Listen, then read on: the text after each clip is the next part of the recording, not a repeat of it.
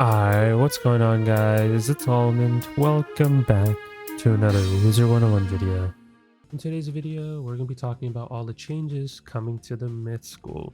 Now, of course, depending on the order of these videos that come out, you guys should have seen other videos come out on the channel talking about all the other changes coming to all the other schools. So definitely, if you want to watch any of those, go for it. But of course, I'm a little bit late due to the fact is I've been busy with college work and other things have been on my mind. So I've been a little bit late to the content. But yeah, Myth School got some changes, of course. So we'll be definitely going over them as a whole. And yeah, you guys let me know your thoughts and opinions down below, of course. And don't forget to leave a like, subscribe, all type of stuff, and join Discord as well. Appreciate everyone that's joining the Discord. We're on the rise to like a good amount of members in the Discord. Always keep it growing. And yeah, I appreciate all your guys' support on stuff. So there's that. But let's get into the myth spells. Now, the first myth spell that we're going to be going over is Witch's House Call. Now, Witch's House Call definitely got some changes. Definitely got some changes. Now, it might not look like it, but they just straight up nerfed the damage on Witch's House Call. Now, Witch's House Call does summon a minion, right? It's always been like that. Of course, top path doesn't really get changed at all, or just in general, the spell when it comes to like top path is just damage, of course. Now, of course, we are getting spell elements for all the Arc 3 spells. It's kind of just common knowledge by now. But for the bottom path for PvP players and advanced content users. Now, the thing is, there is no minion audit at the moment. We aren't getting, minions haven't been allowed in PvP in like forever, it feels like. Now, of course, the one of the few minions that are allowed, which is the Witch's House Call minion, but it doesn't do anything other than just buff itself the entire time. Now, the fact is that they kind of got rid of the shad to realistically go into the utility. And the utility is the minion, if you think about it. So the fact is, it's just doing 655 and summoning a minion that does nothing. I don't know. Maybe there's something I'm missing here. I mean, I did test it. The minion, I literally sat there and stared at the minion for like a long time. Probably not gonna have background footage because I was doing it off my recording. But yeah, it just didn't do anything. It just didn't. So I'm not too much. I really just don't know how I feel about this spell. But still, hey, I mean, hey, if you for some reason use it while questing and using it to kill bosses, I mean, hey, top path exists. It's still gonna do a dummy amount of damage. But yeah, you're not really using shads while you're questing unless it's for like a specific reason. Which is like, very rare cases. I always like to point out. I know some people bring up the topic of like, hey, all you do is call incendiate, but no, if you're just doing blade AoE or just faint AoE, you don't really need to pack a shad in your deck. Like, what if you don't get a shad round 2, round 3? I know some people force themselves to use shad gear, but that's just not my cup of tea, I'll be honest. But yeah, that's all I really have to say about Witch's House Call in general. Just other than Path A doing some good amount of damage, while Path B, we'll have to see. I mean, the damage just feels so weird seeing that spell with like less damage. I don't know. I don't know. But the minion's just useless, so don't trip too much about the minion. Now we move on to Snake Charmer. Now Snake Charmer is one of my it's up there. I wouldn't say it is like top 3 favorite spells, but it's up there. I'd say it's like probably within the top 15. I'd say animation wise, I just love it. Snake Charmer just like it gives that good vibes. But what they're doing is they're adding a bottom path, top path, etc. with the addition of the spellman paths. And of course, top path is just going to be damage increases. Now it does say divide, but all my other videos I explained that it should be select target, and if not, they should just change them to AoEs. It's not really going to hurt anybody. But for like casual PvE players, they're not really going to care about divide or select targets as much. They're just going to be like click, click, boom type thing. So I wouldn't really trip out too much about Snake Charmer. I wouldn't recommend using it while questing or anything like that. It's not really for you guys, in my opinion. You shouldn't be really even using it because just 7-pip AoEs exist, just AoEs in general exist, so those are just better. But we do have the addition of the bottom path for those PvP players and those advanced content users, which it is now a select target. Of course, it's no longer a divide, because divide is just cutting in half over and over and over, while select target is more it's more forgiving. That's like how I always say in the videos. But basically, if you were just like one singular target, it would do 360 damage at max tier, as well as it does put a deferred dot on the enemy that is 350, and it detonates after 4 rounds. So it's a bomb that lasts 4 rounds. I know some people are going to try to do some combo shenanigans with this where, like, you do damage, you break the shield, whatever, and then maybe you want to detonate that bomb for extra damage, or just in general, just detonate it as a whole. But we'll have to see if to see some usage in PvP. But like I said, I wouldn't know directly because I don't do PvP. Now, when it comes to advanced content PvE stuff, yeah, I mean, this is not going to be used. Just flat out. This won't be used unless people are going to try to set up a conditional and just using this to put a deferred dot on an enemy.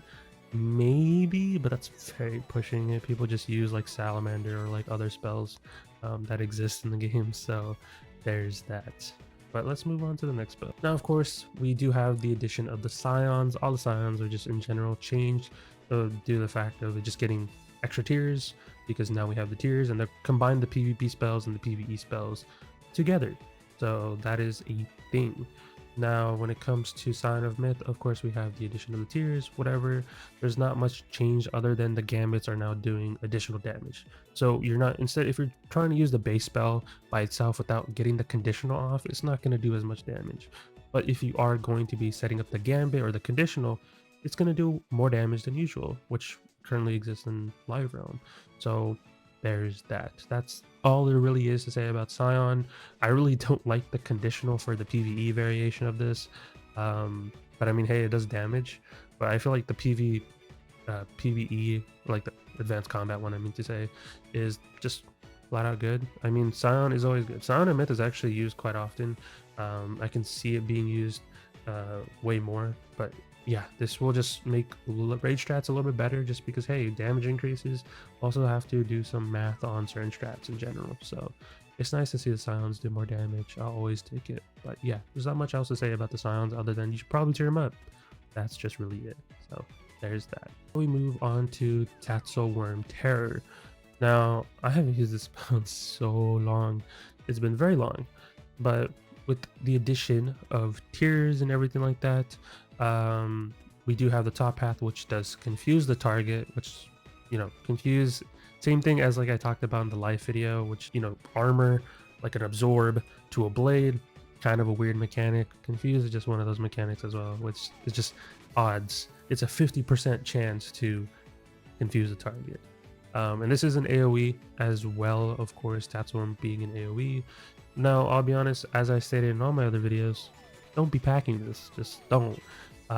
7 pips exist, just a regular traditional 7 pips exist that do just better, right? And I know someone's gonna make the argument of like, well, I like packing shads. Sure, go for it. But if you're in team scenario, you shouldn't be using shads. Don't rely on shads too much. It's just outright better to use just 7 pip AoEs, Waller AoEs while you're just questing. I know some people make the argument, well, if I'm gonna be in this fight for so long, might as well pack a shad, because what if I get a shad? Yeah, what if? Keep that in mind. What if? It's not like there's a way to guarantee yourself a shad right off the rip. Now, of course, in advanced content, you can manipulate your shads in dungeons and stuff like that. You can definitely do that. But when it comes to just when you're questing and doing certain things, you shouldn't be packing this. Just flat out. But when it comes to the bottom path, of course, it's gonna get affected for PvP players. When it comes to advanced content like challenge modes, rematches, etc., you want to be using Tatelworm. But let's go over what it does, which is 480 damage, and it puts 2 universal 40% traps. They're not chromatic or anything like that, so they're just universal traps that anybody can use. As well as it is a select target, so if you want to select multiple targets but multiple traps on other enemies, I can see that being maybe a use, but that's just pushing it. It's very much pushing it, but we'll have to see what people do in general with this spell and see how much usage it sees in PvP. But that's really all I have to say about Tatelworm. Now we move on to Barbarian Saga. Barbarian Saga is in general just a good spell. It's always been a good spell in my opinion, because it just does damage and then it puts dots or deferred dots. So in our case, now what they did was we have top path, which does a lot of damage, of course, with the addition of the tiers, and then it has the deferred dot, as well as if we go to the bottom path, it's doing some damage, 560 at max tier, and now it's not putting deferred dots. It's actually just putting myth dots on the enemy. So what it does is it puts 490 damage worth of 2 dots that lasts 4 rounds. Now that to me is still good. I don't know. Maybe I'm tripping. Maybe I am. But for 6 pips, doing that much damage and having 2 dots on the enemy, I feel like that's still good. But I mean, hey, maybe other people might have their own take on this. And then when it comes to advanced content, like challenge modes, raids, etc., is this gonna see usage? I don't know, realistically. Now, the only reason I'm saying I don't know because it does damage and then it puts 2 dots on the enemy. Now, it depends on the content. Now, currently, all the content that exists in the game, like when it comes to like the certain raids and etc., I don't know how much this will see usage, right? But I do see the value in this card. There's only certain cards that I've like reviewed from all these changes that I'm like, okay, I can see there's a possible chance being used. This one's one of those. It's very possible, but time will have to tell, right? Time will have to tell if I actually would want to see the spell be used in a certain raid strat or a challenge strat. But yeah, overall, I feel like this is a good spell. I don't have any issues with the whole changes to Barbarian Saga, but that's my take on this spell as a whole. And then lastly, we make our way to Mystic Colossus. Now, Mystic Colossus, what it does is it removes a shield and then does damage to everybody. But if you want to, convert it into a advanced combat spell, which does require 1 spell element, so you will have to do PvP to get this spell element, because there is no Darkmoor spell element farming, which I was kind of looking forward to having tiers. I was really hoping to have a top path, bottom path, and stuff for these spells, but sadly, that is not the case. But if you do get the other variation of the spell by tiering it up, and then of course having the advanced combat variation, well, it being used in advanced content, what it does now is it steals 4 shields. It literally steals 4 shields, and then it does 375 damage.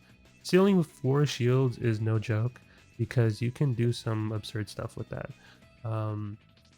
As well as keep in mind this is a select target, so if you are selecting multiple targets, yeah, you can steal 4 shields off any single target that you hit. So that's still kind of interesting, but I will have to give this spell some time. Now, when it comes to like raids and stuff, like I said, give it time. But when it comes to PvP, I'm not too sure yet. I'm not too sure how people will use this because Myth has a lot of unique shield breaks. So it kind of will just have to see how much more shield breaks people are going to be using and how the whole meta shifts entirely. But those are all the spells for Myth, and at the time, at least the way I'm recording this technically is the last video I recorded regarding all the spell changes. Now the other videos should be coming out. Don't know how I'm gonna upload all the videos, but just a lot of videos today. So just in general, look out for all the content coming to the channel. But that is it for me. Leave a like, subscribe, all type of stuff. Don't forget to join Discord and everything like that. And I'll talk to you guys in the next one. Peace out, guys.